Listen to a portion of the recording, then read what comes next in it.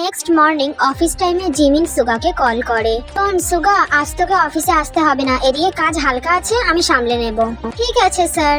ভালোই হয়েছে স্যার নিজে থেকে জানিয়ে দিল, না হলে আমি এমনিও আজকের অফিসে যেতাম না, শরীর খারাপের বাহানা দিতাম।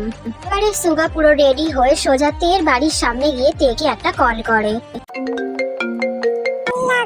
সকাল সকালই চলে এসেছে, আমার না কেমন একটা লাগছে। রিং হতে হতে ফোনটা কেটে যায়। সুগা আবার কল করে। দূর দূর যা হবে দেখা যাবে। তে এবারে ফোনটা রিসিভ করে। হ্যালো সুগা, বলো। আমি বাইরে দাঁড়িয়ে আছি। হ্যাঁ, ভেতরে চলে এসো, আমি রুমেই আছি। সুগা বাড়ির ভেতরে ঢুকে সোজা তের রুমে চলে যায়।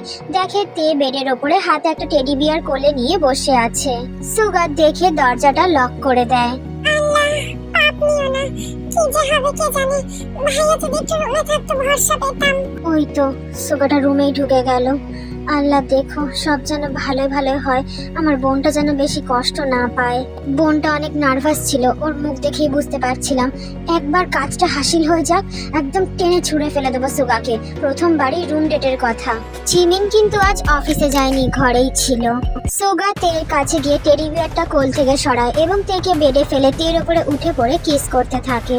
এর কফি হাউসের কিসের থেকে আজকের কিসটা অনেক বেশি অড লাগছিল, কারণ কালকের মতন ভালোবাসা আজকের কিসে ছিল না। আজকে ছিল শুধু চাহিদা মেটানো। সুগা বেশিক্ষণ সময় নেয় না, তের জামা কাপড় টেনে খুলে আসল কাজটা শুরু করে দেয়। বেশ কয়েক ঘন্টা কেটে গেছে। দেখি আমার বোনটাকে মারবে নাকি, এখনো বেরোচ্ছে না কেন? আল্লাহ, আমার বোনটা তো শেষ হয়ে যাবে। দিকে জিমিনের অস্থিরতা এত বেড়ে যাচ্ছে, না ঠিক করে বসতে পারছে, না ঠিক করে দাঁড়াতে পারছে। সুগা প্লিজ, সুগা ছাড়ো, আমি আর পারছি না। সুগার কানে তের কোনো কথাই পৌঁছাচ্ছিল না। সুগা নিজের কাজে ব্যস্ত ছিল। দেখতে দেখতে সন্ধে হয়ে যায়। আজ বাচ্চাটা মেরেই ছাড়বে আমার বোনটাকে। না না, কিছু একটা করতেই হবে। জিমিন সুগাকে কল করে। সুগা কাজ থামায়নি, কাজ করতে করতেই কল রিসিভ করে। সুগা একটু অফিসে আয় তো, ভীষণ জরুরি কাজ আছে। কিন্তু এটা তো আমার অফিস টাইমের বাইরে। হ্যাঁ, তোর সবই অফিস টাইমের বাইরে। তুই 5 মিনিটের মধ্যে অফিসে আয়, আমি এক্ষুনি বাড়িতে যাচ্ছি। টেবিলে কটা ফাইল রাখা আছে, এসে গুছিয়ে দে। জিমিন আর কোনো কথা বলে না, এইটুকু বলেই ফোন কেটে দেয়। উফ, অসহ্য ভাল লাগে, বাড়িতে আসছে মানে আমায় এক্ষুনি বেরিয়ে যেতে হবে।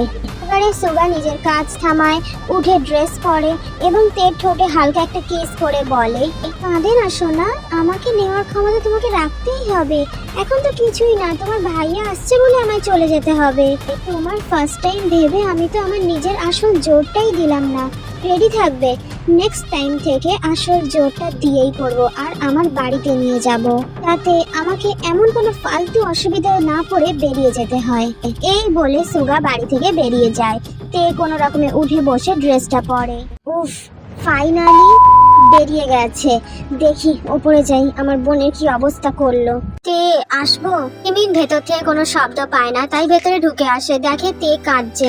জিমিন গিয়ে পাশে বসে। জিমিন তের মাথায় হাত বোলাতে বোলাতে বলে, কাঁদে না বোন, প্রথমবার একটু এমন হয়। ভাইয়া, সুগা খুব বাজে, ও আমার কষ্টটা বুঝলো না, নিজের সব মিটিয়ে চলে গেল। তার মানে তোর সাথে ও এগুলো ভালোবেসে করেনি? ভালোবাসা?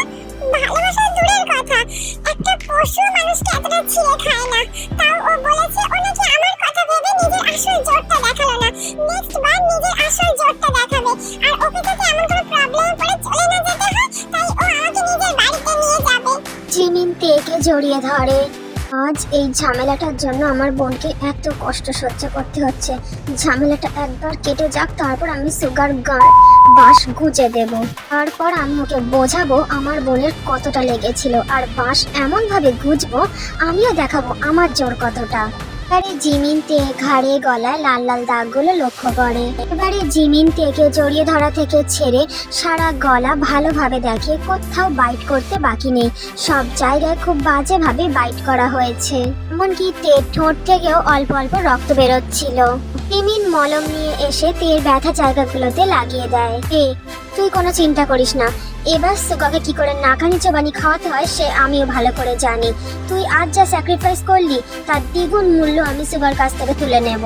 এ জিমিনের বুকে মুখ গুজে কাঁদতে কাঁদতে বলে, ভাইয়া, আমার না খুব ব্যথা করছে। কৃষ্ণা বোন, তুই শুয়ে পড়, আমি তোর মাথায় হাত বুলিয়ে দিচ্ছি। তে জিমিনের কোলে মাথা রেখে শুয়ে পড়ে। জিমিন তের মাথায় হাত বুলিয়ে দিচ্ছিল।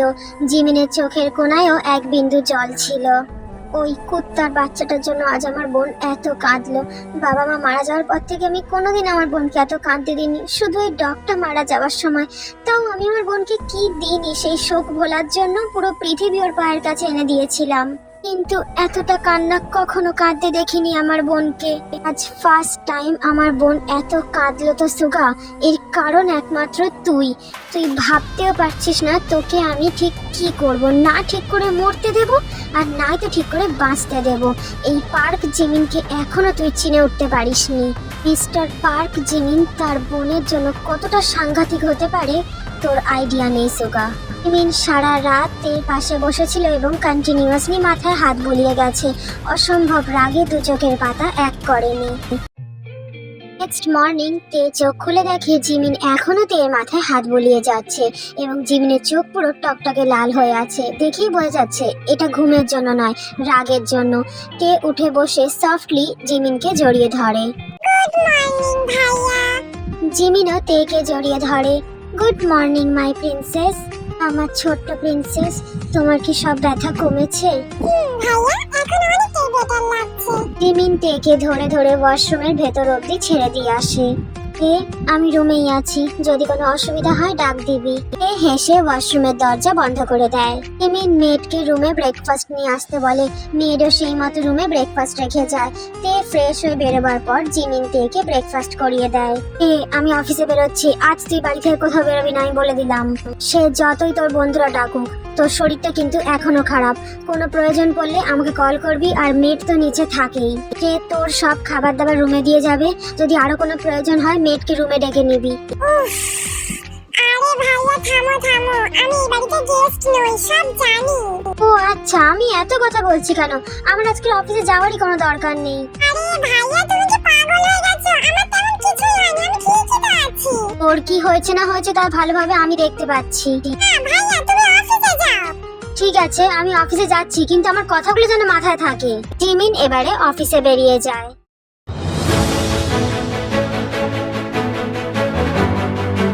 Breaking news. আজকের গোটা পৃথিবীতে প্রায় 10 লক্ষ মানুষ মারা গেছে। ডাক্তাররা রিসার্চ চালাচ্ছেন, কিন্তু কোনো ফলাফল মিলছে না। আমরা আপনাদের যথাযথ আপডেট দেওয়ার চেষ্টা করব। জাংকুক টিভিটা অফ করে দেয়। জিন, তুই কিছু একটা কর, এত মৃত্যু আমি আর সহ্য করতে পারছি না। আমি কি করব? তুই তো আমাকে কোনো নিউজ ছাড়তে বারণ করেছিস। আমি তো আমার টিমের সাথে কথা বলে সোজাই ফ্যাক্টরিতে চলে যেতে পারি। এই সুন্দরী মেয়েটার নাম হলো জিন, জাংকুকের ছোটবেলার বন্ধু। জিন একজন বড় রিপোর্টিং পোস্টে আছে। জিন যে কোনো রকম বড় বড় নেতাদের, মন্ত্রীদের যে কোনো ধরনের উচ্চ প্রশ্ন করতে পারে। কারুর জিনকে কোনো কথা বলার অধিকার নেই। সেদিন জাংকুক ওইখান থেকে বেরিয়ে জিনের বাড়িতেই উঠেছিল। এতদিন বলিনি, কিছু কারণ ছিল, কিন্তু এবার সময় এসে গেছে। আমি তো ভেবেছিলাম ওরা শুধরে যাবে, কিন্তু টাকার লোভে ওরা দিন দিন আরো কেমিক্যাল মেশাচ্ছে। মানুষের মৃত্যু বেড়েই চলেছে। এবার সেটা বন্ধ করতেই হবে। খবর পেলাম তোর গার্লফ্রেন্ড নাকি নতুন একটা ছেলের সাথে ঘুরছে। এখন তুই আমার সাথেও রিপোর্টারগিরি করছিস জিন? না না, আমি জাস্ট বলছি, আসলে রিপোর্টার তো কোশ্চেন করতে করতে এমন হয়ে গেছে। আমি জানি ছেলেটা আর কেউ নয়, সুগা। তো তুই এখন কি করবি? করবো তো, কিন্তু এই কাজের জন্য এখনো সময় পড়ে আছে। আগে ভাবতে হবে কেমিক্যাল ফ্যাক্টরিটা নিয়ে। শুনলাম তোর গার্লফ্রেন্ড নাকি সুগার সাথে রুম ডেটও করেছে। খবরটা আমার কানেও এসেছে, কিন্তু তে এটা ইচ্ছা করে করেনি।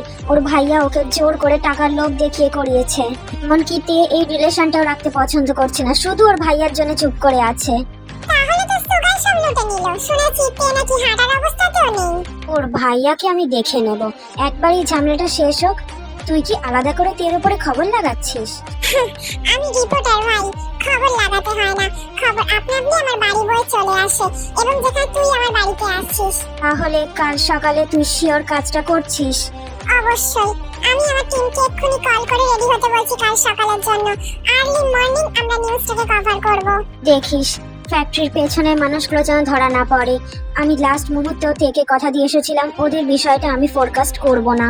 নিয়ে তুই চিন্তা করিস না, নিউজটা আমি কভার করবই, কিন্তু এমন ভাবে কভার করব ফ্যাক্টরিও ধরা পড়বে, মানুষগুলোর নামও ও সামনে আসবে না। ওদিকে তে নিজের রুমের বারান্দায় দাঁড়িয়ে কফি খাচ্ছিল। হঠাৎই তেকে পেছন থেকে কেউ এসে জড়িয়ে ধরে। তে চমকে গিয়ে হাত থেকে কফি মাগটা পড়ে যায়। তে পেছন ঘুরে দেখে সুগা। ও সুগা, তুমি বলবে তো? সুগা তেকে ছেড়ে দেয়। কেন, তুমি কি অন্য কাউকে আশা করেছিলে? না তো, এমন কিছু নয়। তাহলে এমন ভাবে চমকে যাওয়ার মানেটা কি? হঠাৎ করে এসে এইভাবে জড়িয়ে ধরলে চমকে তো যাবই। ও আচ্ছা, কথাটা সুগা শান্ত গলায় বলেছিল। হঠাৎই সুগার কি মনে হয় তের দু হাতের বাহু শক্ত করে চেপে ধরে কাছে টেনে এনে রাগী গলায় বলে, কেন এই অধিকারটা কি অন্য কাউকে দিয়ে রেখেছো যে আইডেন্টিফাই করতে অসুবিধা হচ্ছে কে এসেছে? তে সুগার এমন রূপ দেখে ভীষণ ভয় পেয়ে যায়। আজ অব্দি তের সাথে কেউ এমন ভাবে কথা বলেনি, তাই তে ভয়ে গলা দিয়ে সাউন্ড বেরোচ্ছিল না। এই, আমি কিছু জিজ্ঞেস করলাম। তে এখনো স্তব্ধ হয়ে আছে, মুখ দিয়ে একটাও কথা বের করছে না। তোর কি এখন আবার পুরনো আশিকের কথা মনে পড়ছে নাকি, যে তোর কল্পনার মাঝে আমি চলে এলাম বলে তুই ভয় চমকে গেলি? এ তো আরো ভয় পেয়ে যাচ্ছিল। সুগার কথাবার্তার টোনগুলো এমন ভাবে চেঞ্জ হচ্ছিল বলে ভয়ের কারণে তের চোখ মুখ শুকিয়ে যাচ্ছিল, কথা বের করতে পারছিল না। আমার সঙ্গে রিলেশনে এসে গেছিস মানে অন্য কোনো আশিকের কথা কল্পনাতেও আনবি না। আমাকে তুই এখনো চিনিস না। সুগা, তুমি আমার সাথে তুই করে কথা বলছো কেন? তুই এখন আমার সম্পত্তি, তোর সাথে আমি কিভাবে কথা বলবো সেটা আমার ব্যাপার। সুগা, আমাদের কিন্তু এখনো বিয়ে হয়নি, তুমি আমার সাথে এমন ব্যবহার করতে পারো না। এই, তুই এত গর্ব করছিস কি রে? তোর সবই তো আমি দেখেই নিয়েছি। গলাটা নামিয়ে কথা বলবি। আর বিয়ে খুব ভালো করে জানি আমি, বিয়ে তুই কেন আটকে রেখেছিস? জাঙ্কুকের সাথে আবার রিলেশন করবি বলে, কারণ ওর সাথে নষ্টমীটা তো করা এখনো বাকি আছে, তাই না? সুগা, জাস্ট শাট আপ, মুখটা সামলে কথা বলো। প্রথম কথা, তোকে আমি গলাটা নামিয়ে কথা বলতে বলেছি। দ্বিতীয় কথা, তোর মতো মেয়েকে আমার জানা আছে যে একবারই বেড়ে শোয়ার জন্য রাজি হয়ে যায় সে কেমন টাইপের মেয়ে হতে পারে। এবারে তে সুগাকে নিজের কাছ থেকে দূরে ঠেলে দেয়। সুগা দুপা পিছিয়ে যায়। সুগা, তুমি আমাকে খারাপ মেয়ে বলছো? তোমার কথায় আমি এইসব করতে রাজি হয়েছি। আর আমি যদি সত্যি খারাপ মেয়ে হতাম তাহলে জাঙ্কুকের সঙ্গে 6 বছর রিলেশন থাকাকালীন আমাদের মধ্যে সবকিছু হয়ে যেত। কিন্তু আমাদের মধ্যে কিছুই হয়নি। আর তুমি কেমন ছিলে সেটা দেখাই যাচ্ছে।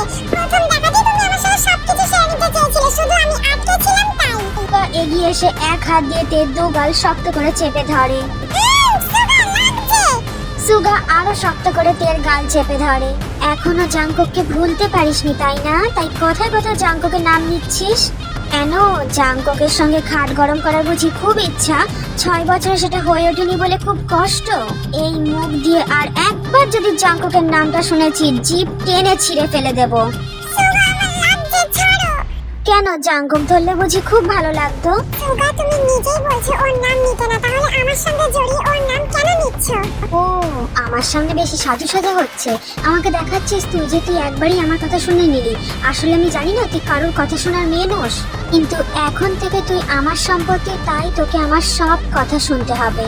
বন্ধুদের সাথে যদি এই বাড়ি থেকে এক পাও বাইরে রেখেছিস তাহলে তোর পা ভেঙে দেব। এবারে সুগা তের গালটা ছাড়ে এবং হাত থেকে তের ফোনটা নিয়ে নেয়। আর এই ফোনটা নিয়ে তুই সব সময় খুটুর খুটুর করিস, তাই না? সুগা ফোনটা আছাড় মেরে 2 টুকরো করে দেয়।